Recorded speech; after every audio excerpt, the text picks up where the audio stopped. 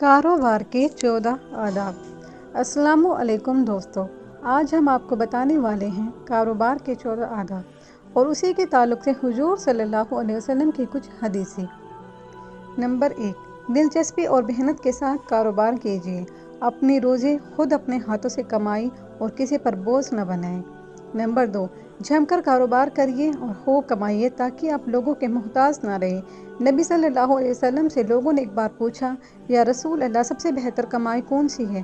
فرمایا، اپنے ہاتھ کی کمائی اور ہر وہ کاروبار جس میں جھوٹ اور خیانت نہ ہو۔ حضرت ابو قلابہ رحمۃ اللہ علیہ فرمایا کرتے تھے، بازار میں جم کر کاروبار کرو، تم دین پر مضبوطی کے ساتھ جم سکو گے اور لوگوں سے بے نیاز رہو گے۔ نمبر 3، کاروبار کو فروغ دینے کے لیے ہمیشہ سچائی اختیار کیجیے۔ جھوٹی قسموں سے سختی کے ساتھ پرہیز کیجیے۔ نبی صلی اللہ علیہ وسلم نے فرمایا، قیامت کے روز خدا تعالیٰ نہ اس شخص سے بات کرے گا، نہ اس کی طرف منہ اٹھا کر دیکھے گا اور نہ اس کو پاک صاف کر کے جنت میں داخل کرے گا، جو جھوٹی قسمیں کھا کھا کر اپنے کاروبار کو فروغ دینے کی کوشش کرتا ہے۔ اور آپ نے یہ بھی فرمایا، اپنا مال بیچنے کے لیے کثرت سے جھوٹی قسمیں کھانے سے بچو۔ یہ چیز وقتی طور پر تو فروغ کی معلوم ہوتی ہے، لیکن آخر کار کاروبار میں برکت ختم ہو جاتی ہے۔ نمبر 4، کاروبار میں ہمیشہ دیانت اور امانت اختیار کیجیے اور کبھی کسی کو خراب مال دے کر یا معروف نفع سے زیادہ غیر معمولی نفع لے کر اپنی حلال کمائی کو حرام نہ بنائیں۔ خدا کے رسول کا ارشاد ہے، سچا اور امانت دار تاجر قیامت میں نبیوں، صدیقوں کو اور شہیدوں کے ساتھ ساتھ ہوگا۔ نمبر 5، خریداری کو اچھے سے اچھا مال فراہم کرنے کی کوشش کیجیے۔ جس مال پر آپ کو اطمینان نہ ہو وہ ہرگز کسی خریدار کو نہ دیجیے، اور اگر خریدار آپ سے مشورہ طلب کرے تو اس کو مناسب مشورہ دیجیے۔ نمبر 6، خریداروں کو اپنے اعتماد میں لینے کی کوشش کیجیے کہ وہ آپ کو اپنا خیر خواہ سمجھے، آپ پر بھروسہ کرے اور ان کو پورا اطمینان ہو کہ وہ آپ کے یہاں کبھی دھوکہ نہ کھائیں گے۔ نبی اکرم صلی اللہ علیہ وسلم کا ارشاد ہے، جس نے پاک کمائی پر گزارا کیا، میری سنت پر عمل کیا اور لوگوں کو اپنے شر سے محفوظ رکھ، تو یہ شخص جنتی ہے، وہ بہشت میں داخل ہوگا۔ لوگوں نے عرض کیا، یا رسول اللہ صلی اللہ علیہ وسلم، اس زمانے میں تو ایسے لوگ کثرت سے ہیں۔ آپ صلی اللہ علیہ وسلم نے فرمایا، میرے بعد بھی ایسے لوگ ہوں گے۔ نمبر 7، وقت کی پابندی کا پورا خیال رکھیے۔ وقت پر دکان پہنچ جائیے اور جم کر صبر کے ساتھ بیٹھیے۔ نبی صلی اللہ علیہ وسلم کا ارشاد ہے، رزق کی تلاش اور حلال کمائی کے لیے صبح سویرے ہی چلے جایا کرو، کیونکہ صبح کے کاموں میں برکت اور کشادگی ہوتی ہے۔ نمبر 8، خود بھی محنت کیجیے اور ملازموں کو بھی محنت کا عادی بنائیں۔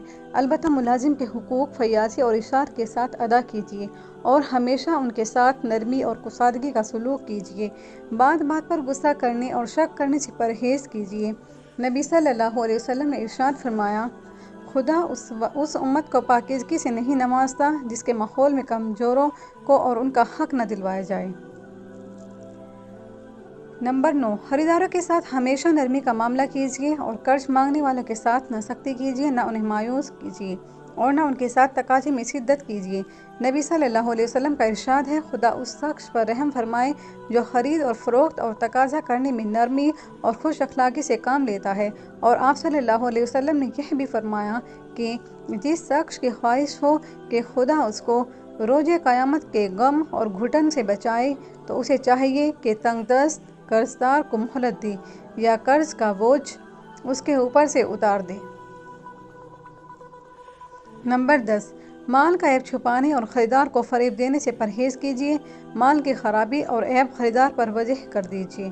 نمبر 11، قیمت چڑھنے کے انتظار میں کھانے پینے کی چیز روک کر خدا کی مخلوق کو پریشان کرنے سے سختی کے ساتھ بچیں۔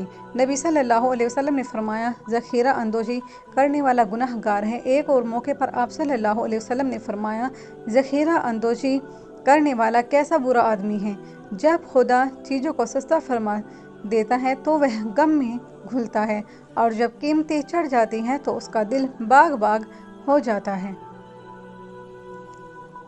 نمبر 12، خریدار کو اس کا حق پورا دیجیے، ناپ تول میں دیانتداری کا اہتمام کیجیے، لینے اور دینے کا پیمانہ ایک رکھیے۔ نبی صلی اللہ علیہ وسلم نے ناپ تول والے تاجروں کو خطاب کرتے ہوئے آگاہ کیا، تم لوگ تو ایسے کاموں کے ذمہ دار بن گئے ہو جن کی وجہ سے تم سے پہلے گزری ہوئی قومیں ہلاک ہوئی۔ نمبر 13، تجارتی کوتاہیوں کا کفارہ ضرور ادا کرتے رہیے اور خدا کی راہ میں دل کھول کر صدقہ اور خیرات کرتے رہا کیجیے۔ نبی صلی اللہ علیہ وسلم نے تاجروں کو ہدایت فرمائی، کاروبار کرنے والوں، مال کے بیچنے میں لغو بات کرنے اور جھوٹی قسمیں کھا جانے کا امکان رہتا ہے، تو تم لوگ اپنے مالوں میں سے صدقہ ضرور کیا کرو۔ نمبر 14، اس تجارت کو ذہنوں سے اوجھل نہ ہونے دیجیے جو دردناک عذاب سے نجات دلانے والی ہے اور جس کا نفع فانی دولت نہیں بلکہ ہمیشہ کی کامرانی اور لازوال عیش ہے۔